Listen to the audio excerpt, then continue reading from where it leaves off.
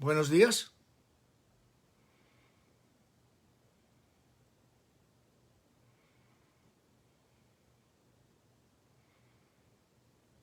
Buenos días. Bueno, ya veo los mensajes y como que es mi señal, de poder comenzar.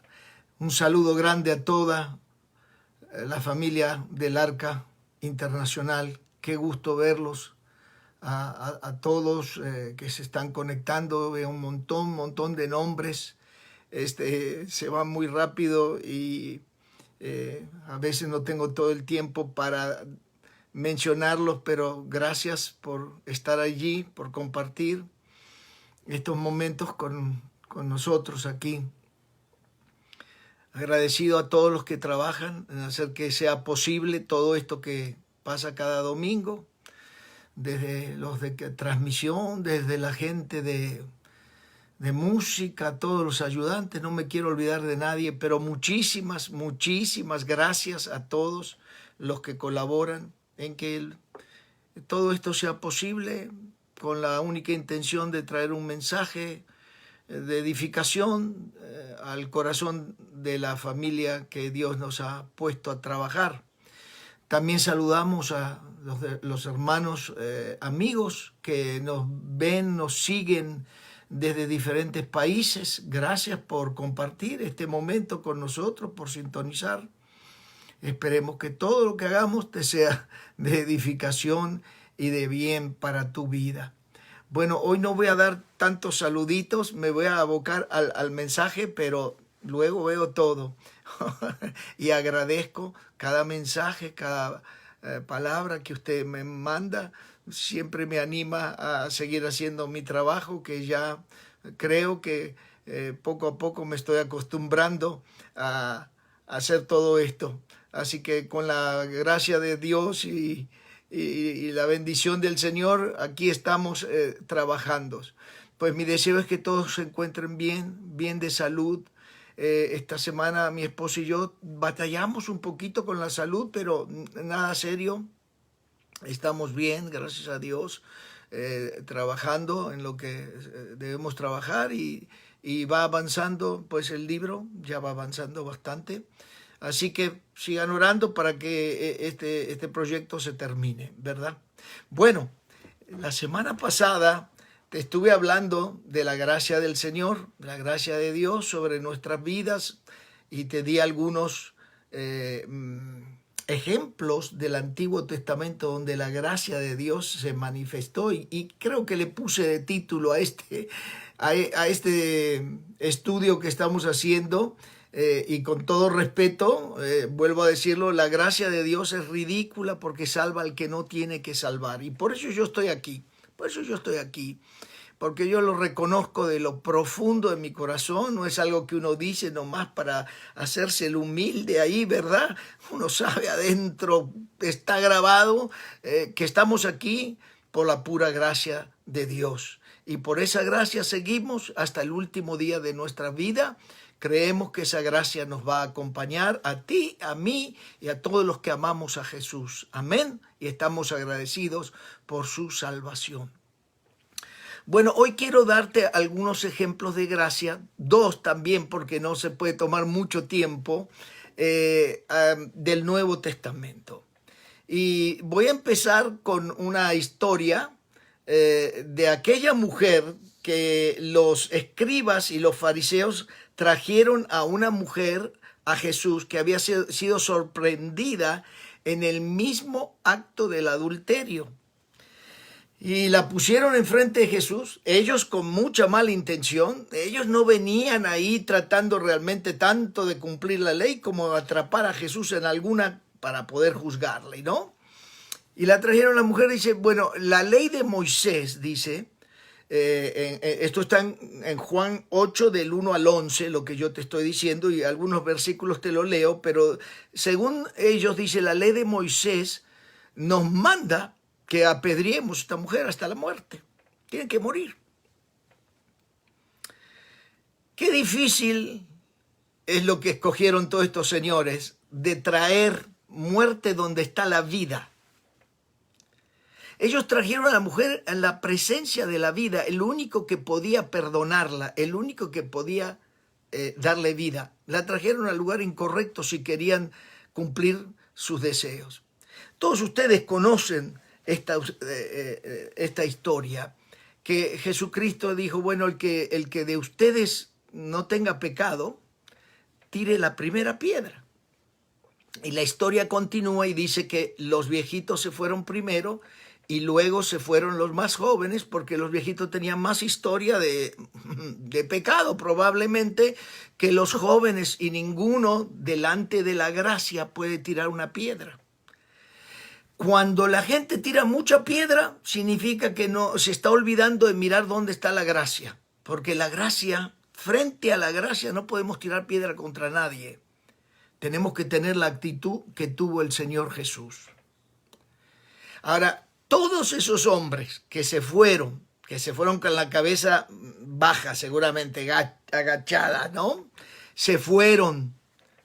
Todos ellos en ese momento tenían la misma oportunidad que esa mujer de ser perdonados, de ser liberados de esa carga de vergüenza que les hizo dar media vuelta y vete para tu casa.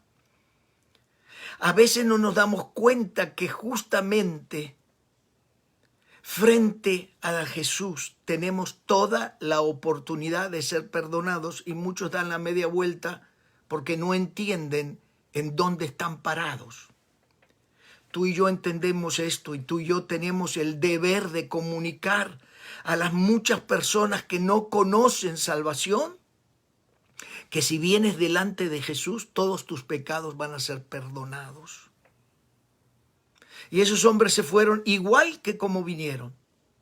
Y hay mucha gente cristiana que sigue viviendo igual que como eran, porque no encontraron todavía el camino a entender la gracia de Dios que te libra de esas cargas y esas culpas. Dios no quiere que vivamos con las culpas, sino libres en Él. La historia continúa que Jesús estaba escribiendo sobre tierra, levanta la cabeza y dice, oye, dice el versículo 10, enderezándose Jesús y no viendo a nadie, sino a la mujer le dijo, mujer, ¿a dónde estaban los que te acusaban? ¿A dónde están todos esos señores? ¿Ninguno te condenó? ¿Ninguno te tiró la piedra? Ella dijo, ninguno, Señor. Entonces Jesús dijo, ni yo te condeno. Ve y no peques más. Ahora, aquí quiero tomar unos minutos porque a veces hay un poquito de confusión, yo creo, en la iglesia en general. Cuando hablo de iglesia, estoy hablando de la iglesia en general, en las personas. Puede ser que en algunos ministros del Señor pueda haber alguna confusión o algo no claro. Y entonces dice, no, pues si Jesucristo perdonó a esa mujer de su adulterio, está todo bien, no pasa nada. Y en realidad no es así, porque Jesús le dijo, ve, ni yo te condeno, pero no peques más. Ese no peques más, cuando Jesús te dice eso, también te da la fuerza para resistir. Ese no peques más que le da el Señor es una palabra de gracia también sobre la persona. Y esa es la palabra que Jesús nos da cada vez que venimos con alguna situación o un pecado delante de Él. En esa palabra, no peques más, hay una gracia de Dios para resistir. Ahora, la palabra de Dios es muy clara porque en muchos lugares se ha tomado la palabra gracia como libertinaje. Es decir, se ha tomado la palabra gracia como una licencia de vamos a pecar de todos modos, que no hay problema. Y hay algunos que he escuchado a través de mi vida que dicen, bueno, si yo peco, yo sé igual que Dios me va a perdonar. Pues yo no sé si con tanta premeditación no vas a cargar algunas consecuencias. Quiero decirte estas cosas porque quiero que estés balanceado en la doctrina en que crees entre la preciosa gracia de Dios y sus mandamientos de mantenernos dentro de esa gracia, porque la gracia es la que nos da el poder de resistencia. Si nos salimos de ahí vamos a pecar. Tenemos que quedarnos bajo esa gracia. Ahora, es muy importante que la Escritura en su totalidad nos enseña cómo manejamos esos casos de pecado dentro de la iglesia. A veces podemos tener muy buenos sentimientos, pero hay que mirar al manual, hay que mirar las instrucciones. A mí no me gusta, naturalmente hablando, a veces mirar las instrucciones. A veces tengo que encargo algo para armar algo acá en la casa y yo digo, no, yo sé cómo hacerlo, y ahí le voy con la mejor voluntad posible, con el mejor deseo posible, y cuando termino de armar lo que estaba armando, ups, me sobró un tornillo, 2 tuercas y no sé qué, y algunas arandelas por ahí. Y digo, esto no fue armado de acuerdo al manual de instrucciones, ¿verdad? Y tengo que volver y desarmar algunas cosas y ponerla correctamente. Porque naturalmente quiero terminar el trabajo y no miro el manual de instrucciones. Bueno, gracias a Dios tenemos un precioso manual de instrucciones que nos enseña cómo nos manejamos dentro del pueblo de Dios, cómo nos manejamos en la vida privada con el Señor, en nuestra relación, en nuestro amor con Él. Y, por ejemplo, 1 Corintios 5:11 dice, más bien os escribí, dice Pablo, que no os juntéis con ninguno que llamándose hermano fuere fornicario o avaro, idólatra, maldiciente, borracho, ladrón, con los tales ni comáis. Así que está fuerte ahí lo que se está diciendo, pero es un balance, porque no es cuestión de seguir pecando. La gracia hay que respetarla mucho, y si me da tiempo hoy voy a hablar un poco de eso. Si no, nos veremos el domingo que viene para ya cerrar, creo yo, esta serie de que estamos hablando de la gracia del Señor. En otro párrafo, en 1 Corintios también 6:9-10, dice, ¿no sabéis que los injustos no heredarán el reino de Dios? No erréis, ni los fornicarios, ni los idólatras, ni los adúlteros, ni los afeminados, ni los que se echan con varones, ni los ladrones, ni los avaros, ni los borrachos, ni los maldicientes, ni los estafadores heredarán el reino de Dios. Ahora alguien me ha preguntado, ¿y si viene esa clase de gente, qué hacemos? Pues la verdad, nuestras iglesias están llenas de esa clase de gente que eran, pero ya no son. Amén. ¿Por qué? Porque el poder de la gracia te cambia. No se puede malentender la gracia y entrar en libertinaje. ¿Sí?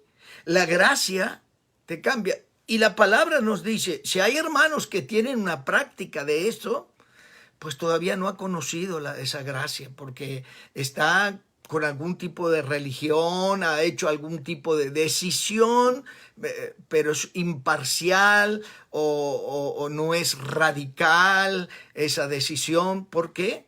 Cuando uno entiende el Evangelio del Señor, seguimos toda la Escritura, es apta para enseñar. Amén, hermanos. De esa manera nos guardamos de la influencia terrible que hay en este mundo tan difícil en el que estamos viviendo. Y recuerda, para cada momento en donde hay una tentación, ya hay una provisión de la gracia para que podamos resistir. De joven yo no sabía estas cosas, a veces no había captado y caía y tenía que levantarme hasta que entendí, no, la gracia no solo me perdona, la gracia me adapta interiormente a poder resistir el pecado. Qué bueno el poder de la gracia, qué paquete tan completo y tan lindo que tiene la gracia para nuestras vidas. Hay otro caso que te quiero compartir. Este señor se llama Onésimo. No sé si te gusta el nombre para alguno de tus hijos que vas a tener, pero a mí mucho no me gusta, pero me gusta la historia de Onésimo. Y en el libro de Filemón, que es un capítulo nada más, ¿verdad? En el libro de Filemón, Pablo le escribe a Filemón y le dice lo siguiente. Fíjate esto, dice. Por lo cual tengo mucha libertad en Cristo para mandarte lo que conviene. Más bien te ruego por amor, siendo como yo soy, Pablo, ya anciano, y ahora, además, prisionero de Jesucristo, te ruego por mi hijo Onésimo, a quien engendré en mis prisiones. Fíjate, Pablo estaba en prisión, allá había otro reo con él, y ahí le predicó el evangelio y lo salvó. En nuestras congregaciones tenemos varios de esos, gloria a Dios, que adentro de la cárcel se entregaron al Señor y hoy sirven a Dios. Y Pablo tuvo esa experiencia.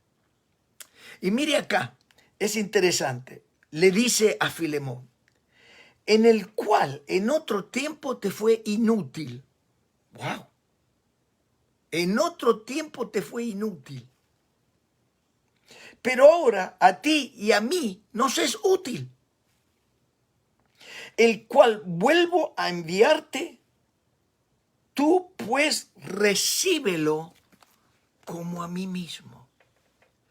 Obviamente pasó algo entre Onésimo y Filemón antes, que el hombre no dio el ancho, como decimos. No sirvió para lo que tenía que servir y Pablo reconoce, no le pone ninguna curita de esas que no curan. Le dice, la verdad estaba inútil el cuate este, pero resulta que ahora ya nos es útil a ti y a mí. Este es un hombre que ha cambiado. En otras palabras, Pablo le estaba diciendo, por favor, extiende gracia sobre este hombre que en un momento te falló. En un momento no hizo lo que tenía que hacer, pero ahora ha cambiado. Tenemos que entender algo. Mire, hay una gracia de salvación y hay una gracia de transformación. A veces la gente recibe a Cristo, ha recibido la gracia de Dios para salvación, pero no está apto para ciertas cosas y puede fallar. Puede meterlas de andar, como decimos ahí. Puede ser que haga algo equivocado. ¿Por qué? Porque todavía la gracia de transformación no ha cumplido o no ha corrido en su proceso, debería decir. Hay un proceso para la gracia de transformación. Hay una diferencia de la gracia de salvación y la gracia de transformación. Entre una y otra puede ser que ocurran algunas cosas. Pero Pablo, que era un conocedor de la gracia, porque él mismo sabía muy bien que de perseguidor ahora estaba predicando el evangelio y no podía levantar la cabeza y decir, es que yo soy muy bueno, soy muy inteligente, porque Dios elige lo que no es para avergonzar lo que es. Ahora le dice, oye, yo conozco gracia, Filemón, recíbelo como si soy yo. Yo sé que a mí me recibirías con amor, con ese mismo amor, recíbelo a él. ¡Wow! Había fallado la primera vez, pero ahora se había convertido en un hombre útil porque había aceptado el proceso de transformación. Cualquier hijo de Dios tiene que entender esto. Acepta el proceso de transformación y tú vas a siempre ser útil, efectivo e influencial. Pero no nos asustemos con aquellos que tienen poco tiempo y a veces no hacen las cosas como deben ser. Les vamos enseñando, los vamos preparando para que en algún momento ellos puedan ser útiles. Entonces, aún va mucho más allá, Pablo va mucho más allá y le dice en otro versículo, te lo voy a leer, dice, así que si en algo te dañó o te debe, ponlo a mi cuenta. Yo pago. Porque entendía Pablo tanta gracia. Él sabía que el maestro había pagado su cuenta. El maestro había pagado su deuda. Él la tenía clara.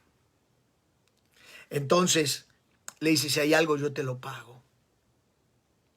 Hermanos, quizás puede haber alguna persona que me está escuchando y dice, yo metí las de andar, yo hice mal, yo me equivoqué. Lo único que tienes que hacer es pegar la vuelta. Permite el proceso de transformación que la gracia de Dios ha provisto para ti y para mí, para la iglesia del Señor. Hay un proceso de cambio en donde Él está con sus manos ahí trabajando con mucho amor en tu vida y en mi vida. Pero tienes que recibir el proceso de cambio, no puedes resistirlo. Si estás continuamente alegando con Dios, estás retrasando el proceso de la gracia de transformación para que seas una persona útil en tu vida. Puede haber alguien que me está escuchando y dice, en realidad, el caso mío está peor todavía. Quizás está como el hijo pródigo. Dejé la casa del padre y me fui.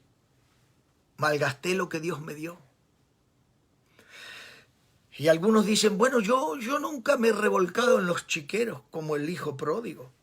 Déjame decirte algo. Uno deja la casa del padre por muchas razones. A veces no hace falta de vernos revolcando en el chiquero porque también uno tiene conciencia de lo moral. Pero cuando nos enfriamos en la relación con el Señor y ya no nos sentamos a la mesa con el Padre, ya no gozamos tanto su presencia, le empezamos a encontrar cosas que no son como deberían ser, es una manera de hacerse pródigo. Pueden haber pastores, ministros, que han elegido un camino más fácil, algo que les lleve al éxito con mayor prontitud o que una vida que no sea tan sacrificada. Cuidado, hay muchas maneras de salir de la casa de papá. Hay que mantener siempre un espíritu sensible a papá. Pero como Onésimo, tú puedes ser transformado. Y puedes pegar la vuelta. Y Filemón, obviamente, lo recibió. Ya no como su ayudante, pero como su hermano y su amigo. Es decir, que aún las peores cosas que nos puedan pasar, si permitimos la gracia de Dios hacer el trabajo de transformación en nuestra vida, luego nos convertimos en mejores personas. Qué grande es Dios. Y Dios tiene esperanza por ti y por mí. Y si hay algún hijo pródigo que me está escuchando, que está allá en el chiquero, todo lo que tienes que hacer, levántate, da la vuelta. Cada paso que des dando vuelta, arrepiéntete. Vuelve a la casa de papá con un corazón quebrantado. Porque la gracia de Dios ahí está, como estuvo para Onésimo, porque siempre va a haber Pablos que están envueltos, que están involucrados en el trabajo de la gracia que transforma. Hay esperanza para todos. Bueno, se me fue el tiempo. Lo vamos a dejar aquí. Vamos a seguir el próximo domingo con cómo nos vamos a manejar con esa gracia, cómo tenemos que trabajar con esa gracia. Les mando un saludo a todos los que nos están escribiendo. Aquí veo muchos saludos. Gracias. Que el Señor bendiga tu vida. Meditemos en esto que acabamos de hablar y que sea de profunda bendición para cada una de sus vidas. Permítanme hacer una oración por toda nuestra familia que nos escucha. Quiero bendecir tu vida. Padre Celestial, en este momento bendigo al pueblo del Señor, el Arca Comunidad Cristiana Internacional en todos los lugares. También, Señor, bendigo a todos los amigos que nos escuchan y nos siguen, hermanos en Cristo que nos siguen de otros lados. Que tu preciosa mano esté sobre cada uno y tus bendiciones no falten, que no les falte ninguna provisión y que sean guardados de todo mal, de todo virus, de toda enfermedad, y que si hay alguno enfermo, como sabemos de algunos, sean restablecidos con prontitud, porque tu poder es grande y se manifiesta aún en nuestras debilidades. Gracias, Padre, por tu poder y gracias por tu cuidado y por la salud que tú nos das. Yo bendigo a tu pueblo en el nombre del Padre, del Hijo y del Espíritu Santo de Dios. Pues cuídense, hagan caso a las autoridades, Dios los guarde y recuerde, bajo las alas de Jesús, todo se arregla. La gracia de Dios es muy grande para ti, para mí, para aquellos que nos escuchan. Dios bendiga tu vida. Será hasta muy pronto y terminaremos con esta serie.